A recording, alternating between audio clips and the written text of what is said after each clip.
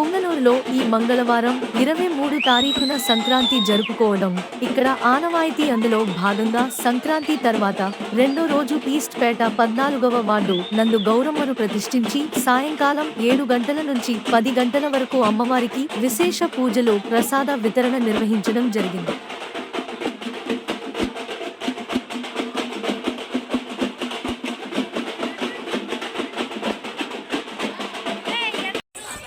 ఈరోజు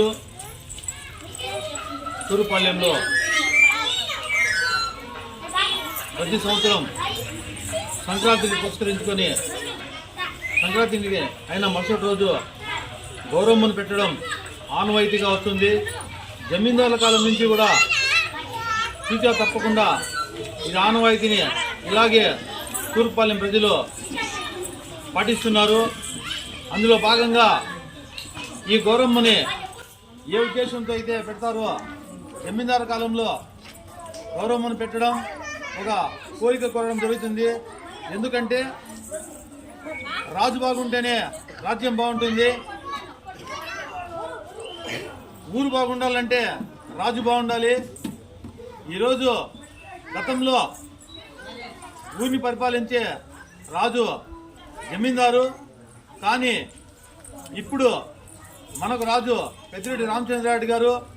ఎందుకంటే మీరు చూస్తున్నారు, ఈరోజు ఈ పూజను చేస్తూ అమ్మవారిని మేము కోరుకునేది ఒకటే, మన మంత్రివర్యులు పెద్దిరెడ్డి రామచంద్రారెడ్డి గారు మరియు మన panel speaker MP Mithun Reddy గారు, రాష్ట్రానికి ముఖ్యమంత్రి జగన్మోహన్ రెడ్డి గారు, మీరందరూ బాగుంటే రాష్ట్రం బాగుంటుంది, నియోజకవర్గం బాగుంటుంది, జిల్లా బాగుంటుంది.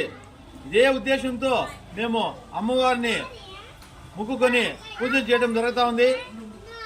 మన పెద్దిరెడ్డి రామచంద్రారెడ్డి గారు పుంగనూరు నియోజకవర్గానికి చేస్తున్న అభివృద్ధిని కళ్ళకు కట్టినట్టు చూస్తే తెలుస్తుంది.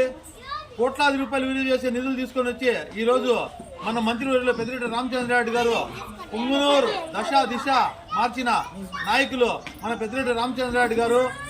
మేము అమ్మవారిని ఒకటే కోరుకున్నాము, రాబోయే కాలంలో అతి దగ్గరలో ఎలక్షన్లు ఉన్నాయి. ఇలాంటి నాయకుల్ని ఎలక్షన్లో ఎన్నుకుంటే అటు రాష్ట్ర ప్రభుత్వము, ఇటు నియోజకవర్గము, జిల్లా సస్యశ్యామలంగా ఉంటుంది. మన రామచంద్రారెడ్డి గారు వచ్చినప్పటి నుంచి ఎస్సీలకు ఎన్నో సంక్షేమ పథకాలు, అభివృద్ధి కార్యక్రమాలు చేపట్టడం జరుగుతోంది. మన వాడికే తీసుకుంటే ఈరోజు అమ్మవారికి 70,000 రూపాయలు విలువ చేసే గ్రానైట్ ని వేయడం జరిగింది. ఇక్కడున్న స్పీకర్ అయితేనేమి ఇలాంటివి తమ సొంత నిధులతో ఎన్నో అభివృద్ధి కార్యక్రమాలు చేపట్టిన పెద్దిరెడ్డి రామచంద్రారెడ్డి గారిని ఆ అమ్మవారు చల్లగా చూసి రాబోయే కాలంలో మంచి మెజార్టీనిచ్చి పుంగనూరు నియోజకవర్గ అభివృద్ధికి అందరూ సహకరించాలని కోరుకుంటున్నాను.